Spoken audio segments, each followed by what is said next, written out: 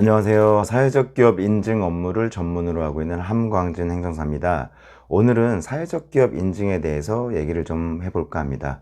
오늘 광주에서 한 예비 창업자분께서 사회적 기업 인증을 받으시겠다고 상담 전화를 주셨는데요. 이분은 아직 법인 설립을 하지 않으셨는데 11월 중에 법인을 새롭게 설립하고 바로 인증 신청을 하시겠다고 저한테 말씀을 주셨어요. 이 대표님께서는 사회적 기업 인증을 받으셔서 학교와 거래를 하시겠다는 계획을 갖고 계셨어요. 여러분 잘 아시겠지만 사회적 기업 인증에 대해서 관심을 갖고 계신 분들은 잘 아시겠지만 공공기관들이 사회적 기업과의 거래를 우선시하고 있어요. 정부에서도 이 사회적 기업에 대해서 많은 지원을 하고 있고 이 대표님께서도 그런 혜택을 좀 받으시려고 하시는 것 같더라고요. 사회적 기업으로 인증을 받는다는 것은 그 인증을 받는 것 외에도 다른 혜택들이 여러 가지가 있습니다. 인증 이상의 의미가 있는 거죠. 우선 공공기관과 거래할 때 입찰을 하는 경우 가산점을 받을 수 있고, 우선 구매 정책에 따라서 사회적 기업 제품을 우선 구매하고 있고요. 일정 금액 이상에 대해서는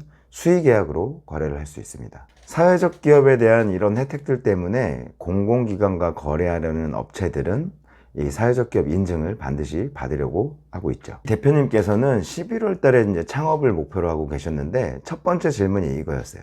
11월 달에 창업을 하면서 바로 인증 신청을 할 수 있냐, 이런 질문을 하셨거든요. 여기서 중요한 거 하나, 사회적 기업은 창업을 하면서 인증을 받을 수 있는 게 아니에요. 최소 6개월치 실적을 봐요. 창업한 지 6개월이 넘어야 인증 요건 심사가 가능하다는 거예요. 그래서 제가 대표님께는 이렇게 설명을 드렸어요. 대표님, 11월에 창업을 하시더라도 바로 인증 심사를 받을 수 없니? 최소 6개월 실적을 채워야 내년 2025년 5월 이후에나 신청이 가능하다. 이렇게 먼저 안내를 드렸습니다. 6개월 실적을 본다라는 의미는 창업을 한 즉시부터 6개월이 아니라 근로자를 채용한 날부터 6개월이에요. 가령 11월 20일에 근로자를 한 명 고용했다라고 하면 11월부터 카운터를 하는 거죠. 인증 요건이 상당히 많아요. 제일 중요한 거는 근로자를 채용하는 것부터 시작해야 되겠죠. 일자리 제공형 같은 경우는 근로자를 3명 이상 고용을 하고 그 중에 30%, 즉 1명은 취약계층으로 고용을 해야 돼요. 그럼 취약계층을 누굴 말하는 거냐, 이런 질문들을 하시는 건데, 일반적으로 취약계층은 고령자, 55세 이상 고령자, 장애인, 저소득층이 일반적이에요. 이런 분들을 고용하시면 되는 거죠. 또 근로기준법에 따라 근로기준법에 맞는 근로계약서를 작성해서 교부해야 되고, 최저임금 이상 급여를 지급해야 돼요. 해고 이력이 있으면 안 되고, 권고사직도 안 돼요.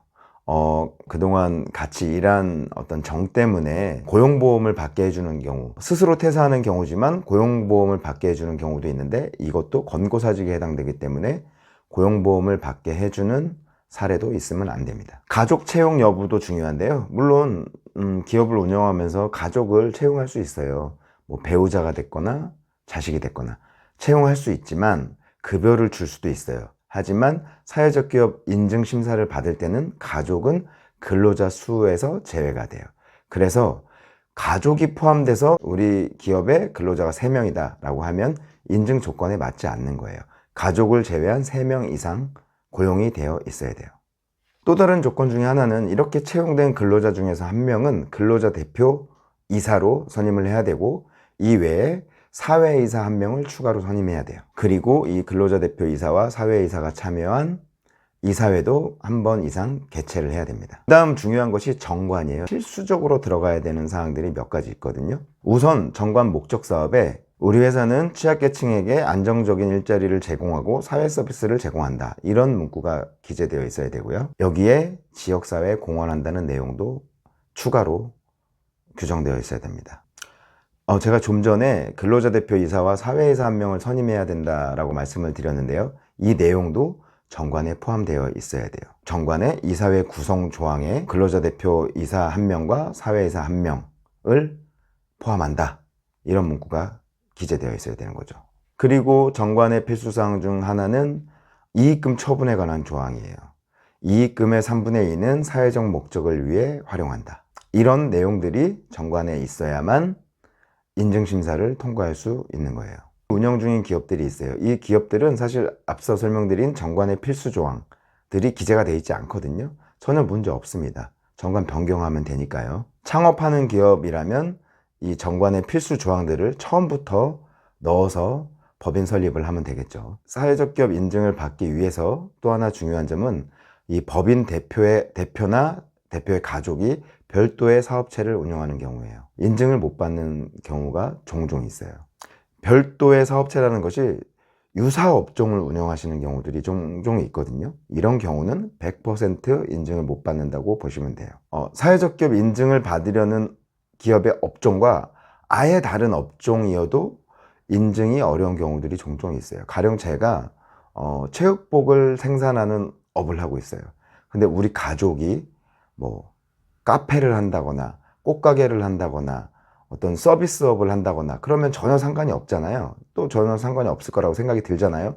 그래도 이 인증 심사를 하는 입장에서는 인증받은 기관의 어떤 거래나 사업적인 영향이 이 가족이 운영하는 업체에까지 미칠 수 있다고 판단하기 때문에 인증을 안 해주는 경우가 종종 있습니다. 이제 인증 과정에서 인증을 못 받는 사례들이 종종 있어요. 대표적인 경우가 중간에 근로자를 해고한 경우, 그리고 매출 실적이 부진한 경우. 실제 사례인데요. 이 인증 신청을 해놓고 심사 기간에 근로자 한 명을 권고사직을 시켜서 그게 적발이 돼서 인증을 못 받은 사례도 있고요. 또 일부 기업에서는 일용직을 고용해서 쓰는 경우가 있는데 일용직 쓴 이력이 있다면 이것도 인증을 못 받습니다. 경영이 어려워서 자본이 잠식된 경우도 인증을 받을 수 없습니다. 지금까지 말씀드린 사항들은 컨설팅을 통해서 얼마든지 일정에 따라 충족시킬 수 있어요. 그리고 대표님의 의지만 있으시다면 얼마든지 가능한 문제들이에요. 그런데 우려되는 것은 사실 매출 부분이에요. 이미 기업 업력이 10년, 20년 된 기업들은 매출 신경 쓸 필요가 없는데 창업하는 기업들 입장에서 어떻게 창업을 하고 6개월 안에 매출을 많이 일으킬 수 있어요. 이 부분이 창업하는 기업들 입장에서, 대표님들 입장에서는 가장 신경 써야 되고 어려운 부분이에요. 매출 실적은 아주 많을 필요도 없고요. 우리 기준, 인증 지침상 기준에는 인건비 이상 정도만 매출을 올리면 인증받는데 어려움은 없습니다. 그리고 사회적 기업 인증을 받고 난 다음에도 이 조건들을 그대로 유지해야 되냐 이런 질문들을 많이 하시는데 무조건 이 조건은 유지하셔야 돼요. 근로자를 3명 이상 고용한 것, 그 중에 1명은 취약계층인 것, 그리고 최저임금 이상 임금을 지급하는 것, 일용직 쓰지 않는 것, 근로자 대표 중 1명을 근로자 대표 이사로 선임하는 것. 심사를 받을 때 우리가 갖췄던 조건들은 심사를 받고 인증을 받은 후에도 계속 유지해야 됩니다. 자, 그럼 우리가 계속 이 조건들을 어떻게 유지하고 있는지 정부에서 어떻게 알까요?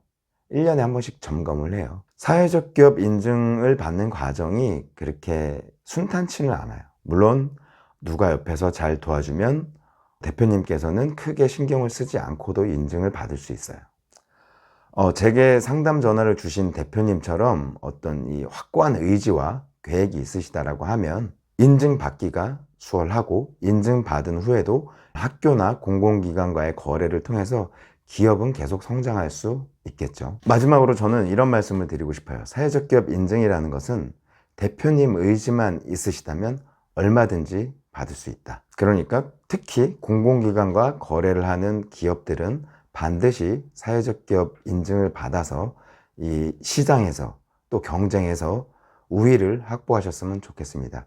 끝까지 영상을 봐주셔서 감사드립니다. 함광진 행정사였습니다.